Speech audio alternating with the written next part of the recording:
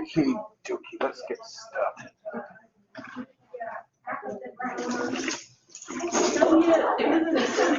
Yeah. So the only what I thought it was, I calculated what I thought it was, that now replied. I don't know why I did that.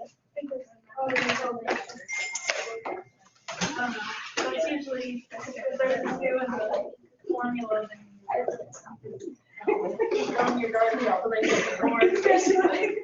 We have 3 dimensions by which we will quantify the energy of a wave, or the behavior of a wave. One of them is energy, and it's going to be in joules. And then one of them is wavelength. Wavelength is going to be in meters. Visible light is in a range that is in nanometers. If you go to the book, actually narrow that down. Remember, the electromagnetic spectrum was on page 219, I think it was, of the book.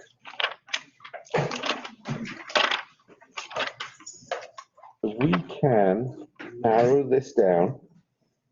Yeah. Somewhere between 400 and 750 nanometers. Nanometers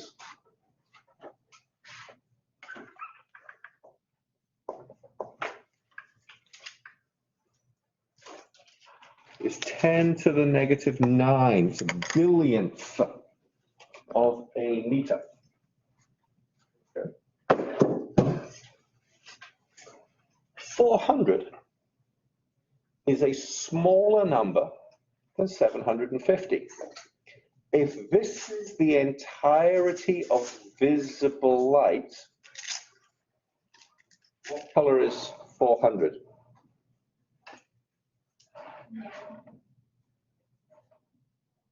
Have a think. Oh, we got a specific answer. Yeah, yeah. So this is shorter than that, which means this wave is the higher energy of the 2 waves. Remember from Friday that a short wave carries more energy, which means that is the most energetic part of the rainbow. Red, orange, yellow, green, blue, indigo, violet. That's violet, that's red. And then frequency. Frequency is in per second. Per second. Also known as hertz. HZ. Okay. Well, the thing that ties all of this together is a constant called C.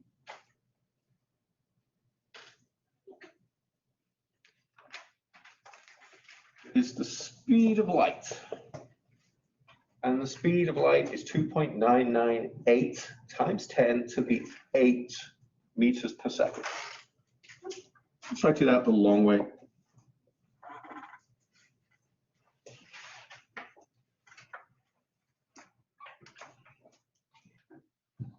Usually that just gets abbreviated to 3 or even 3.0. Because if you're only using these first 2 decimal places, even if you're using 3, the 8 makes that 9 be a 10. This 9 makes that 9 be a 10. So it's usually 3.0. Okay, that's the speed of light. And the speed of light tells us something really, really cool. Because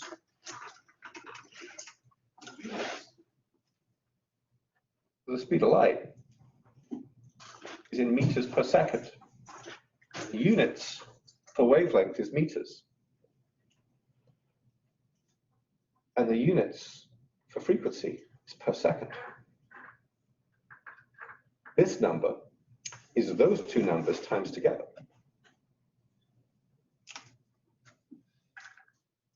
Energy is E, wavelength is lambda, frequency is nu. C is lambda nu. It is meters per second.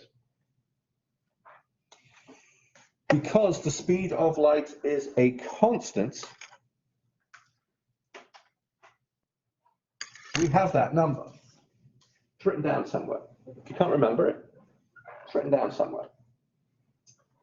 What this tells us is that one of these numbers is redundant. Don't need it. If I know the wavelength, I automatically know the frequency. If I know the frequency, I automatically know the wavelength, because that number is a constant. If I know this number, if I know wavelength, all I have to do is take the constant from the book and divide it by the wavelength to equal the frequency. So I get this.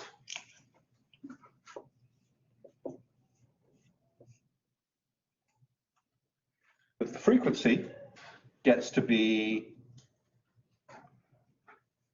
meters per second divided by meters, right? Well, that makes sense. Meters per second divided by per second. The per seconds cancel, and the meters cancel. Meter per second divided by meter. I think I said that wrong. And the meters cancel, and it gives me an answer in per second. Lambda would be exactly the same thing. You see over nu, where this is meters per second, and that is per second. And the per seconds now cancel and give me an answer that's in meters. So if I know, I don't have to, when I have to describe a wave to you, I don't have to tell you its wavelength and its frequency. If I tell you its wavelength, you automatically know its frequency from here, okay?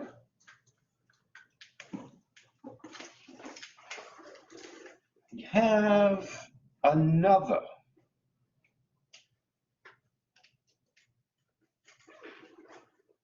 constant, and it's Planck's constant. Max Planck was a very accomplished German scientist beginning of the 20th century.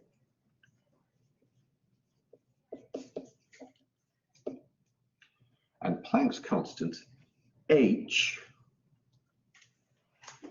describes the relationship between frequency and energy. And it is 6.626 times 10 to the 34 joules seconds. Let me just check that I've got that number right. Okay, so take a look.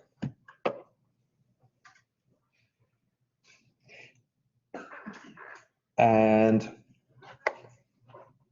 see that the joule is in there, and that there is a second in there, but not a per second. Let's see if you can figure out what that relationship is. Yeah, I knew I'd done that wrong.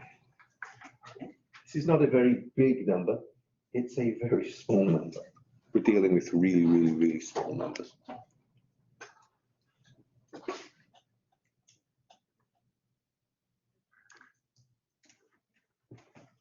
Okay. Somewhere on the page, there's a joule. And somewhere on the page, there is a second.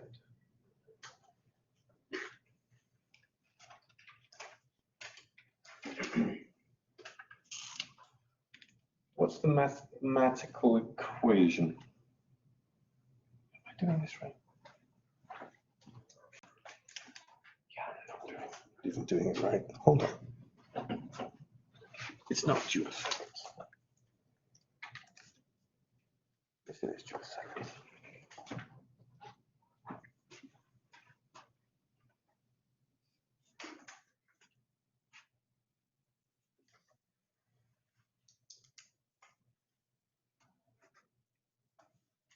If you figured that out, good.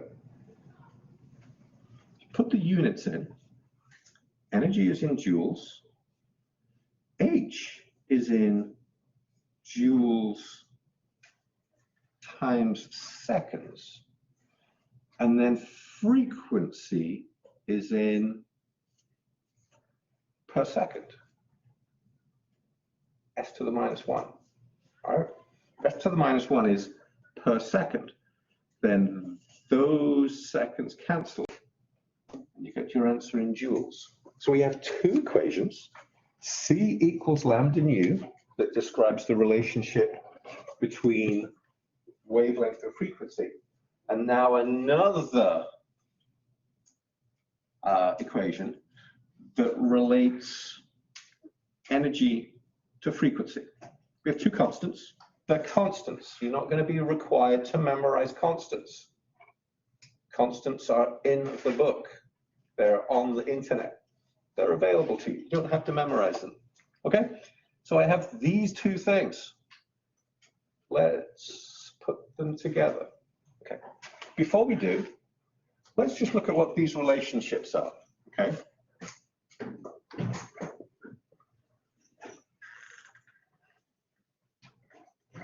I've got energy,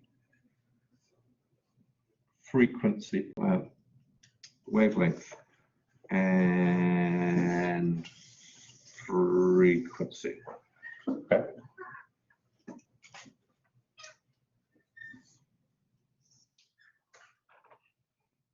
And you can start at any point in this table.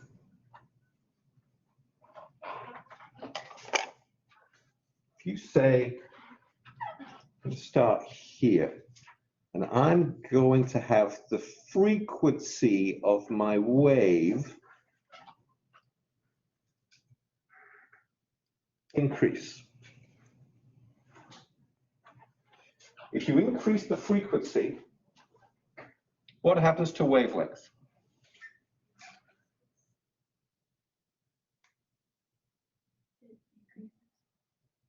Wavelength and frequency have a reciprocal relationship. They're the inverse of each other. When one goes up, the other one goes down. Okay? Wavelength and frequency have a reciprocal relationship, an inverse relationship. When one goes up, the other one goes down. So if the frequency went up, that means that the wavelength had to have gone down. If the frequency goes up, what happens to energy?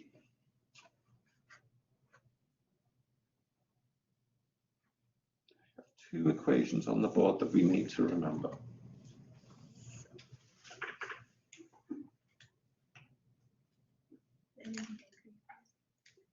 Frequency and energy have a direct relationship. That's a direct relationship.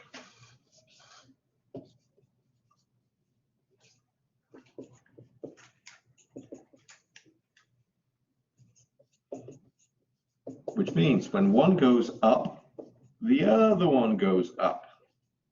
If energy increases, then frequency increases. If frequency increases, then energy increases. They're both on the same line here. Wavelength and frequency are on different lines.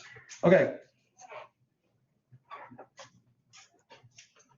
What if, starting a different line on this table now, what if wavelength goes up. If wavelength goes up, what happens to frequency? It has to go down. And if frequency goes down, what does that do to energy? There you go. We now know all the possible relations. These two things you need to know. C equals lambda nu and E equals h lambda. Do you need to remember the constants? No. They're constants. You can always find the constants. Okay. Let's do a calculation. For that.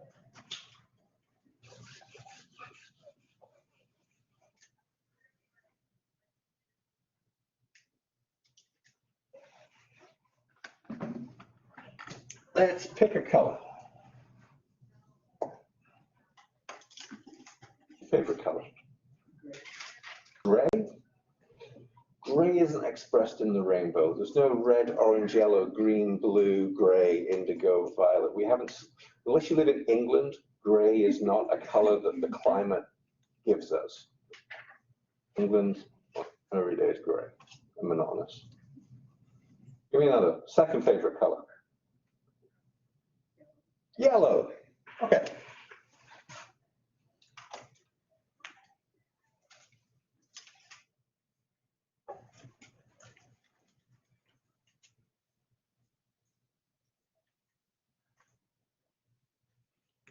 Let's go look that up.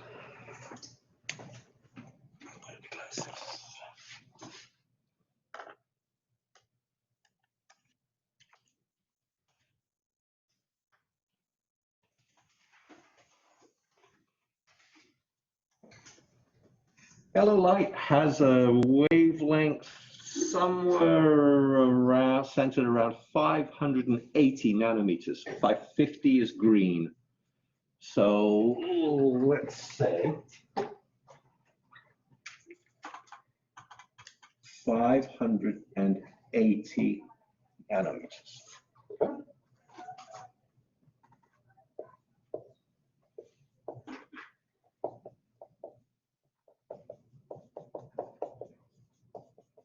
If yellow light has a wavelength of 580 nanometers, I need to know its frequency, and I need to know what its energy is. Okay. We have two formulae. They are C equals lambda nu, and they are E equals h nu. Have a stab at it.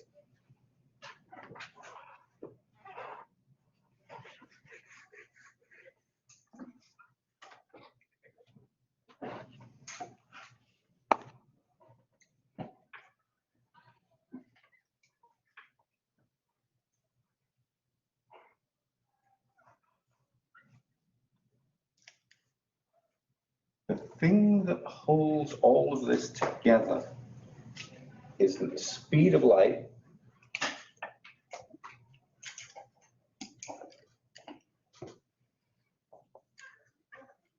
is in meters per second.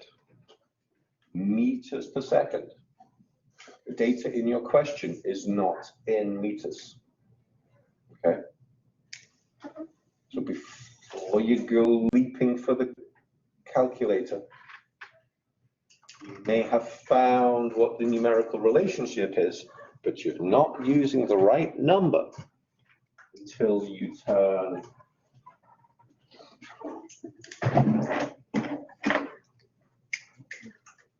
that into that.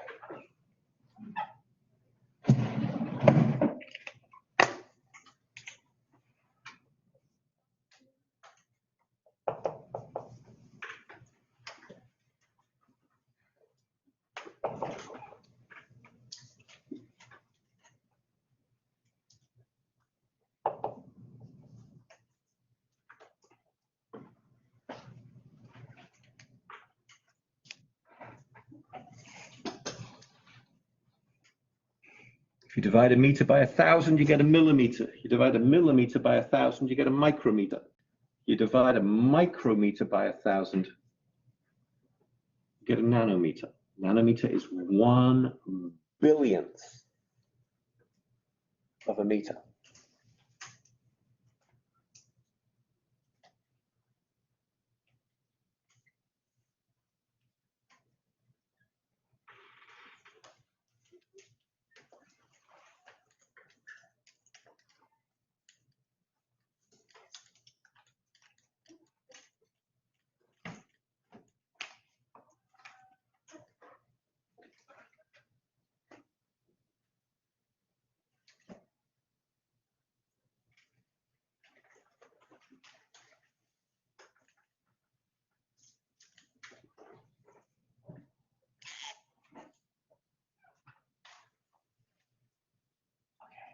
This question gives me wavelength. It wants me to find frequency, and C is a constant.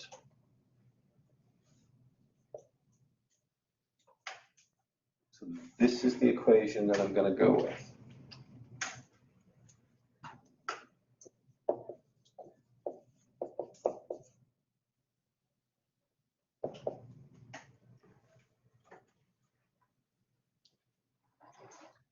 My answer is going to come out as per second or hertz. If I can make this wavelength be in meters, currently it's in nanometers, so that's not good enough. 1 millimeter is 1 times 10 to the -3 meters. Take a meter, divide it by 1,000. So the -3 means count the zeros.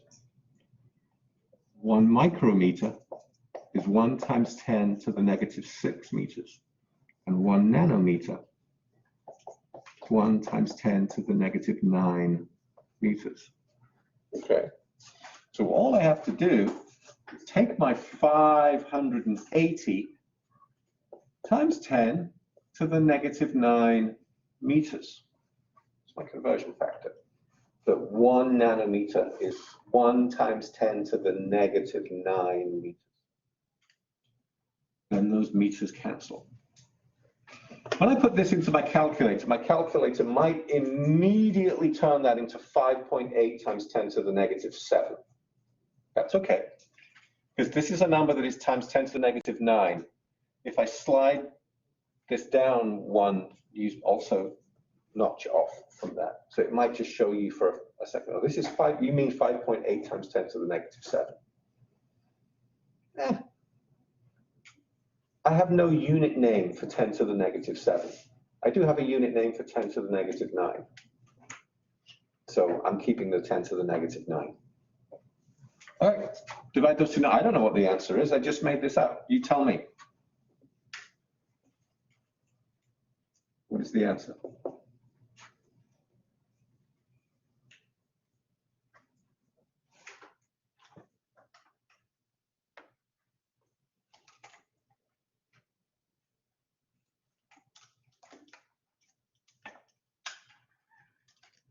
You look like you have an answer. No? I have 5.2 left. So 5.2 times. All right, here's something. Here's the thing. 10 to the 8, that's a big number, right? Yeah, that's a really, 10 to the 6 is a million. So this is a couple of 100 million. That's a big number. And I'm dividing it by a very small number. When you divide big numbers by small numbers, your answer gets bigger. When I say small number, I mean a number that is smaller than 1. If you divide a number by a number that is smaller than 1, what you actually do is make the answer be bigger. And when you, what do we do to exponents when we divide them? We subtract. So the ballpark for my answer should be 8 minus 9 should be plus 17. Now the fact that I've got 3 digits here, 17, 16, 15, and then actually do the math part, puts me in the right ballpark. So without a calculator, I kind of trust what your answer is. Does anybody else have that answer? There you go, it was right.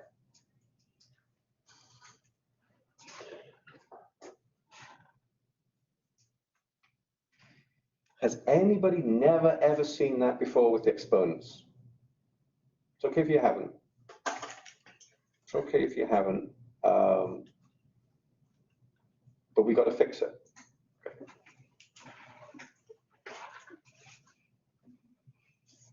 Okay, that's my frequency. Find me the energy. Energy equals h nu. All you have to do is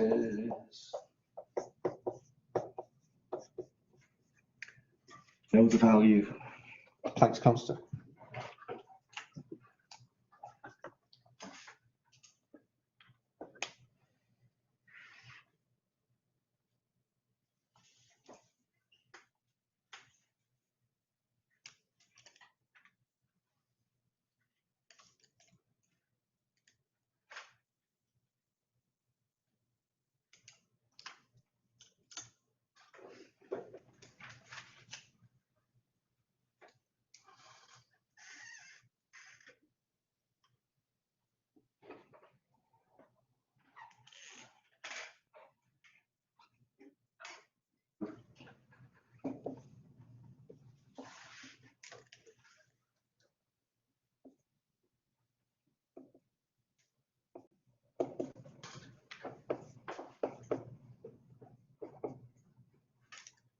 Those seconds and those per second just cancel each other out, which gives you an answer that is in joules.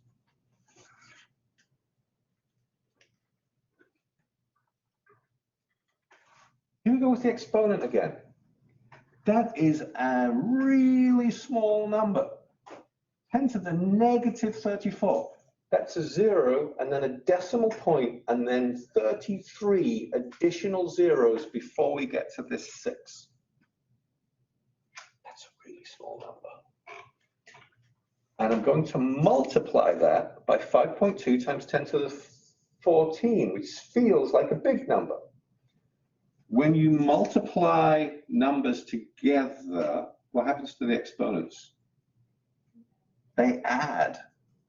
So I should be looking for minus 34 plus 14 equals minus 20.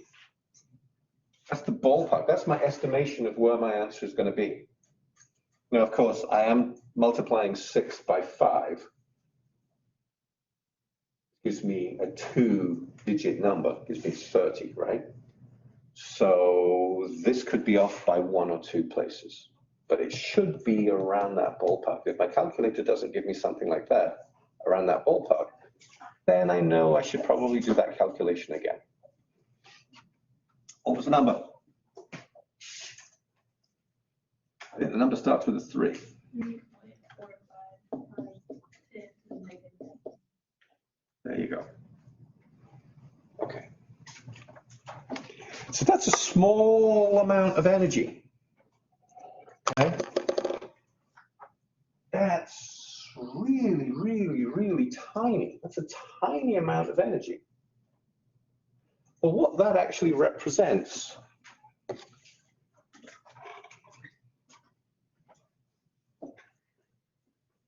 is the energy for 1 photon. A photon is our particle-sized lump of energy. Okay. This is the amount of energy that we get out of the atom when 1 electron makes a transition from a high energy state to a low energy state. That's for 1 electron. if I want to make this number look beefier, I would say, well, what would you get for a mole of electrons? Remember, you can have a mole of anything. Mole is just a quantity. It's a bloody great big quantity, but it's just a quantity. So if I wanted to know what the joules per mole were, I would times this by Avogadro's number.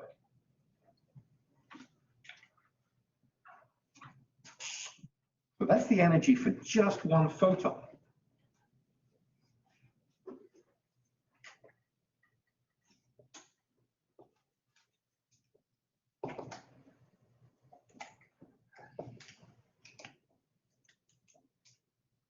I wanted to know what the energy for 1 mole of photons. I would take this energy and I would times it by Avogadro's number.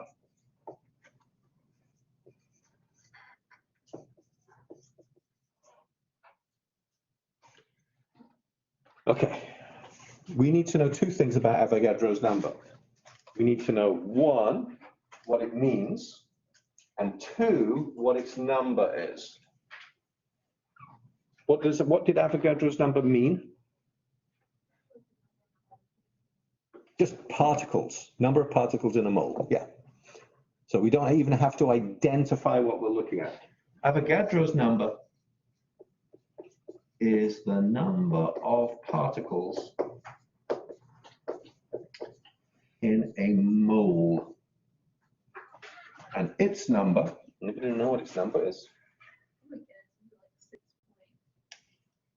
Or is it 2, 3? 2, 3. 10 to the 23rd. Yeah. You don't need to memorize the constants. Sometimes it's useful if you do, but you don't need to memorize the constants because they're in the book. They're on the internet. You can find the constants. Units for that, we don't bother with units, but it would be particles per mole, right? In our case, photons per mole. Take that number and multiply it by that number. Oh, see, that's a negative exponent. And that's a big positive exponent. So my joules now just became a real value. Okay. 3.45 times 10 to the negative 19 multiplied by 6.023 times 10 to the 23 equals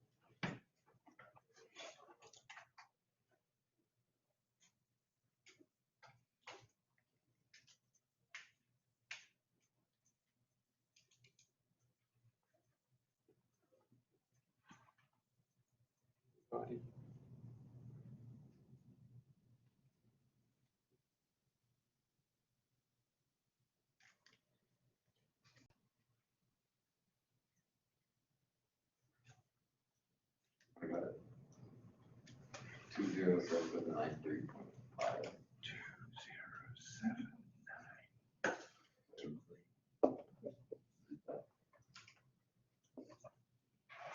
20793.5. Did I miss a digit? Yes, another 7. 20. Wait. Let's do it again. Are you good? It's going to be 2077.3.5. Okay. I would, well, we can't, first of all, we can't keep all of those digits, right? Ooh, how many significant figures do we actually have?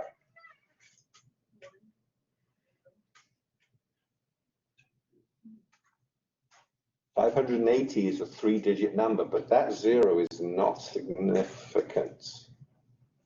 Not until I put a decimal place in it. So 210 kilojoules. 210,000 joules. Okay, because I rounded up.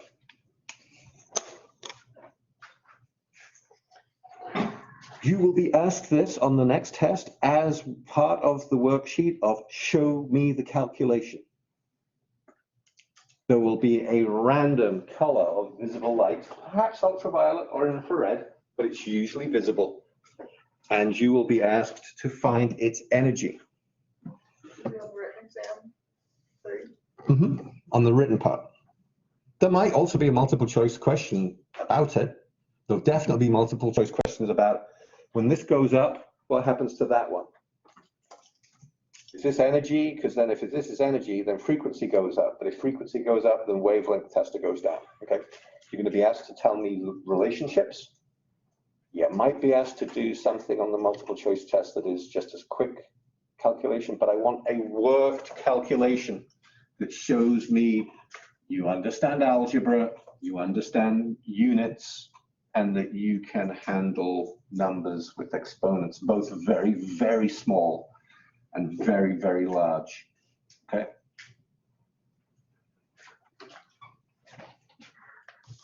All this work was done 200 years ago, not 100 years ago, before the advent of the calculator, before the advent of the computer. Thomson measured the charge on an electron by hand. It's mind-boggling how clever these people were. Max Planck being like supremely intelligent. Got this, they named the constant after him. I think he probably named it after himself. Okay. All right. We're done with math. This is the only math that's in this chapter. I know. Let's talk about symbolism and shade. I've said before, and today we're going to start exploring it, that no two electrons are alike. Each electron is unique, which means we need to label them all, which is easy when you have a hydrogen that only has one electron in it. But when you are pick something at random, when you Argon. are, there you go. When you are an argon, how many electrons do you have?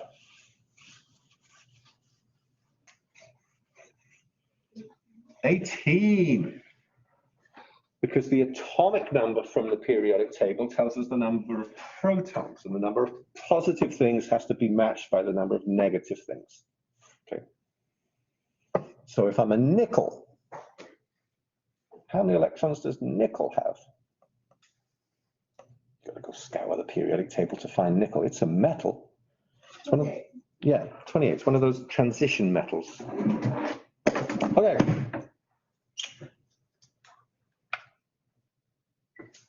Let me just do this before we do it.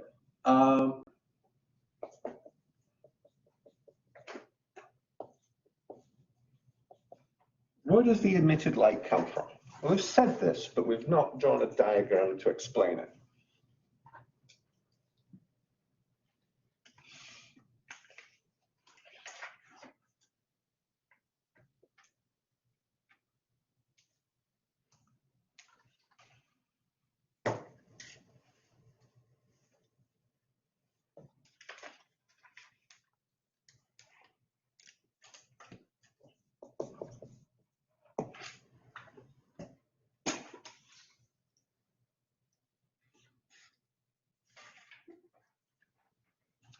I talked previously about rungs on a ladder, and that the electrons are allowed to have energy at quantized values.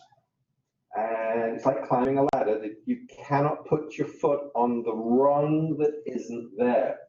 So you're only allowed a certain place that you can stand on. It turns out that our ladder is not uniform. The gaps between the rungs on the ladder are not equally spaced.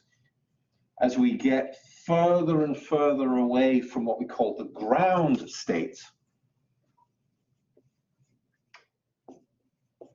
is our lowest energy.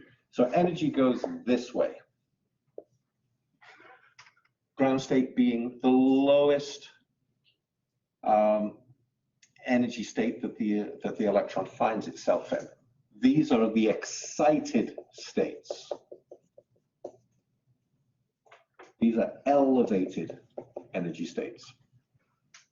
What happens is that an electron gets promoted or excited into one of these energy states. But it has to go to this particular number. There's no stopping anywhere in between. And it will rest there for a period of time, not usually very long, like really short amounts of time, maybe nanoseconds, maybe femtoseconds, really tiny. And then it returns back to its ground state. And the energy that was given in has to be given back out again. So what we see is this taking in of energy is called excitation. The energy comes in, causes the electron to be excited from here to here. And then when this, what's the opposite of excitation? It means the literal opposite.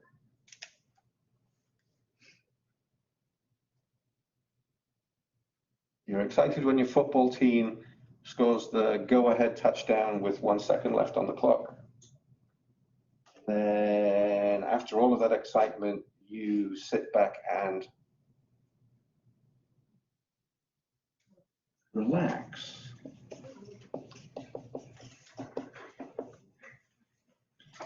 When the electron relaxes back to its ground state,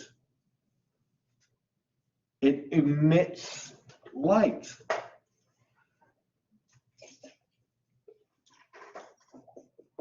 Okay. And this is where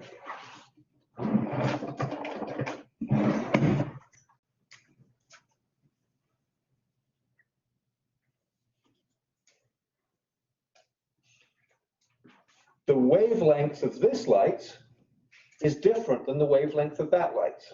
And so, but mostly it's darkness. We get that black line spectrum where most of it is just darkness, but here's a colored line, and then there's another colored line, and then there's a colored line over here. And you get just quantized value of energy. Okay?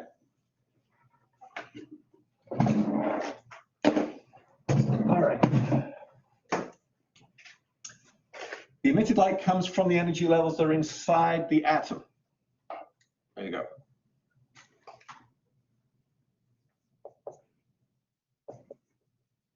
Each electron is unique.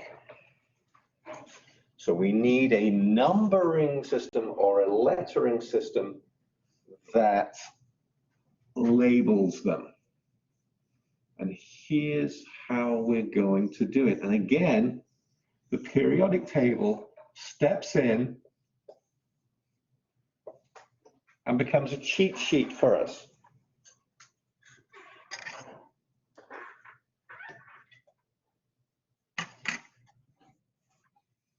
We call groups 1 and 2, and 3, 4, 5, 6, 7, and 8 the main block of the periodic table. We call D the transition block. Oh, I just said what it is, D. I gave one of the answers away. What name was given to these two blocks combined? a single letter. It's not on the periodic table. That's the S block. What letter was given to these 6 groups? That was a P. This is a D, and that is an F. Okay.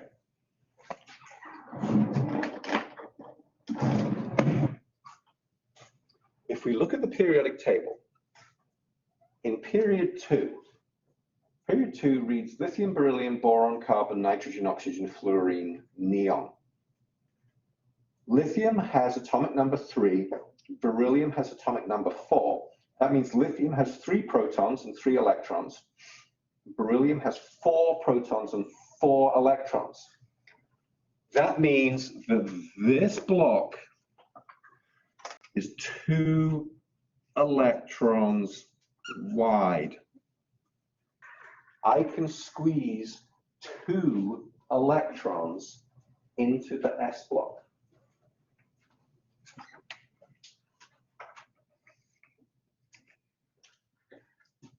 Boron is 5, carbon is 6, nitrogen is 7, oxygen is 8, fluorine is 9, neon is 10. 5, 6, 7, 8, 9, 10 represent the number of protons. That's my atomic number. But for atoms, the number of electrons is equal to the number of protons. How many electrons can I squeeze into the P block?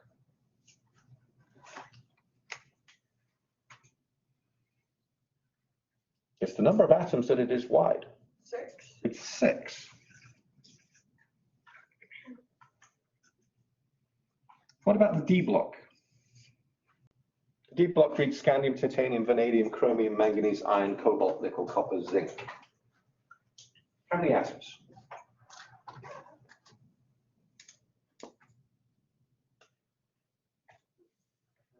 It's 10.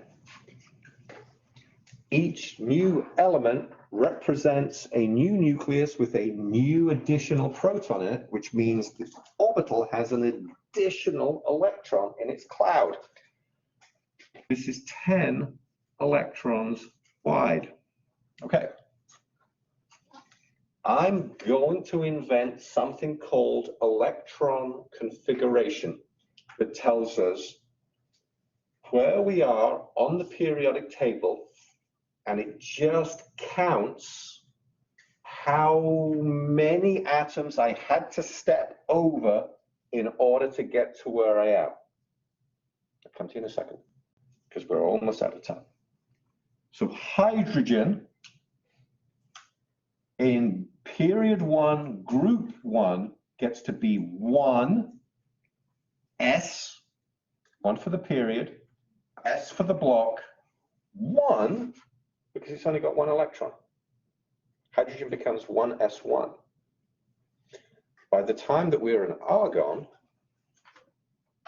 my code gets to be 1s2, 2s2, 2p6, 3s2, 3p6. It's not nearly as daunting as it sounds. All you have to do is put your finger on the periodic table, not that one, on a imaginary periodic table, and just count. Just read off. Which period am I in? Which group am I in? Which block am I in? How many electrons across have I become? Okay? Wednesday. Electron configuration. We'll be doing that Wednesday. Mabel, you had a question. It was, do we just ignore the F block? F blocks are too complicated. Okay, so. No. We're not even going to do a full explanation of the D blocks, because the D blocks as complicated as you want it to be. But definitely not as. You'll know why when you see it.